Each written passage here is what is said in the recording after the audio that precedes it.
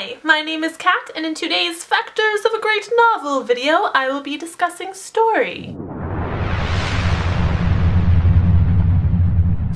Now that we have covered character creation and world development, let's talk story.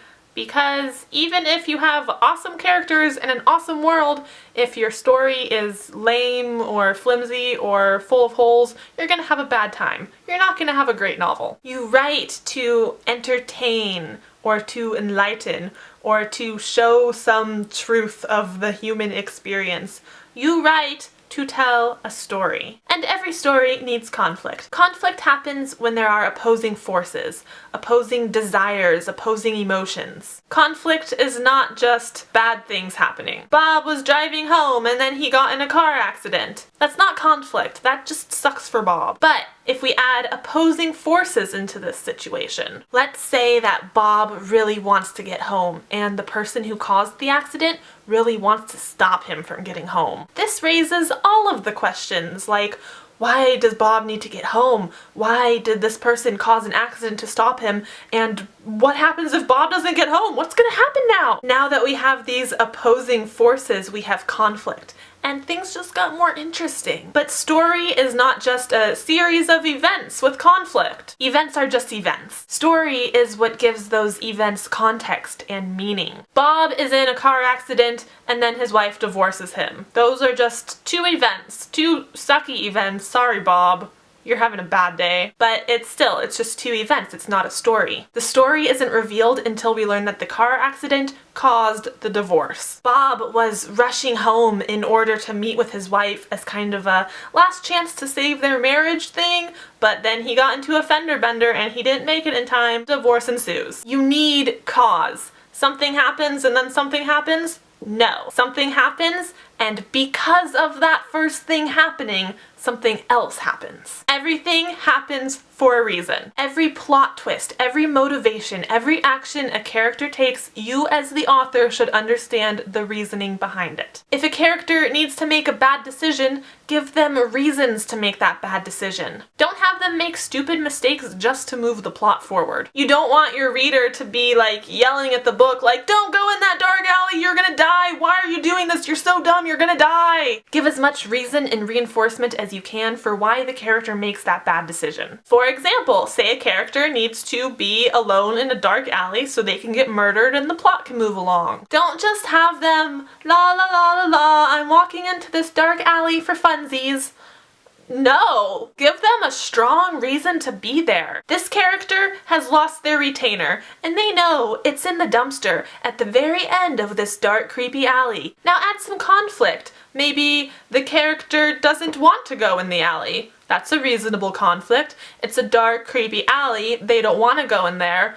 But they need their retainer. If they don't find that retainer, then their parents are going to kill them for losing another one. So do they go dumpster dive in the creepy alley, or do they risk parental wrath? Now the character has a choice, and they have reasons to go with either option. But in this case, they go into the alley because they need their retainer. But now, because of this, they put themselves in a position to be killed. And you need to give reasons all around. The killer in the alley, he needs a reason to want to murder Retainer Kid. So give him a reason too. Everything happens for a reason. In life, coincidence is debatable. In stories, coincidence doesn't work. By the time the story is resolved, the reader shouldn't have to be working really hard to figure out why it went down the way it went down. And it definitely shouldn't seem like the author was just throwing stuff out there to make things happen in a certain way. Look at the Hunger Games. The game makers changed the rules halfway through. All of a sudden, 2 people can win. But it doesn't feel like a contrived plot gimmick just to get Katniss and Peeta together because it all makes sense. Why did the game makers change the rule? They're trying to put on a good show, and all this groundwork of the star-crossed lovers of District 12 has already been set in place. And Katniss already has a ton of reasons to help Peeta. He's from her district, and he's not just a stranger, he's the boy with the bread. And oh yeah, he already saved her life at least once in the arena. Katniss has tons of reasons to help Peeta, and only one big thing stopping her. And that is the restriction that only one person will win the Hunger Games.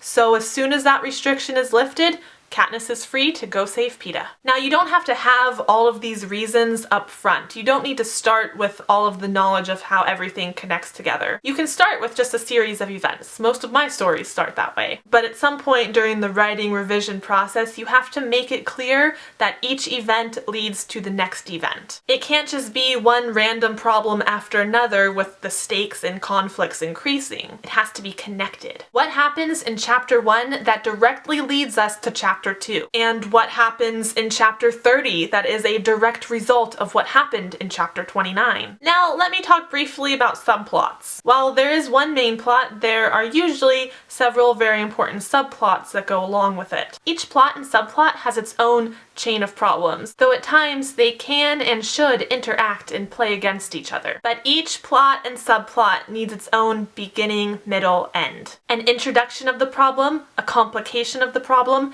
and an escalation of the problem to climax. As one problem is solved, another bigger yet related problem arises. On and on and on until the final problem and the final showdown. We already did Hunger Games, so let's do Twilight now. Bella moves to Forks and meets and falls for Edward Cullen.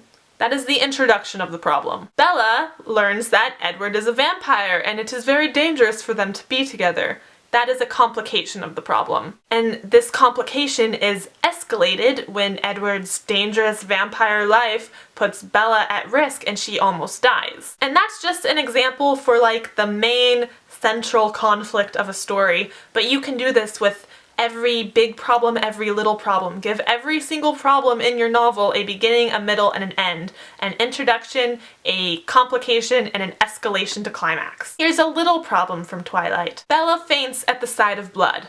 Introduction of problem. In class, they are doing blood type testing. This is a complication of the problem. The escalation happens when people start doing their blood type testing and Bella gets woozy and has to leave class. You can do this introduction, complication, escalation kind of arc thing for every single subplot, every single plot, every single little problem in the story. I've already spent a lot of time working out my story, so I don't have a lot of activities to do this week. I mentioned this in a previous video, but I have made a list of every plot and subplot that I have. Things like Sarah's journey, Asher and Callista's romance, the villain's plot. I'm going to give each one of these a beginning, middle, and end. I've already done more than this. I have 27 chapters, so I have 27 index cards, and on each of these index cards I have my plots and subplots listed, and I briefly discuss what happens in each chapter to progress each plot or subplot. I'm also going to go through the novel and find smaller problems, like maybe conflicts that just really happen in one chapter, little conflicts. And I'm going to make sure that each one of those has a beginning, a middle, and an end. Also, with my list of plots and subplots, I can go through the story and make sure that the chain of one event leading to another event is nice and reinforced. What in chapter 2 happens as a direct result from what happened in chapter 1? And what can I do to make that connection more obvious? How can I build up this chain to make the connections very clear to the reader? I'm also going to write a synopsis for not just the entire story, but for each plot and subplot. Maybe a page or two depending on how big the plot is, but I'm going to make sure to include my beginning, middle, end, and make sure everything is connected and working together. I'm really just gonna look through my story and make sure that everything makes sense. I don't have any gaping holes in logic. I don't have characters doing things out of character just to move the plot forward. I just want to make sure everything is plausible and that one event leads to another event, leads to another event throughout the entire story. That is everything I had to talk about today. You might notice that I didn't really mention anything about structure, and that is because story and structure are both really big topics, so I needed separate videos. This one is for story, and next week I will be discussing structure. I hope you enjoyed this video. I will have a new vlog up in a couple of days, so I will see you then. Goodbye!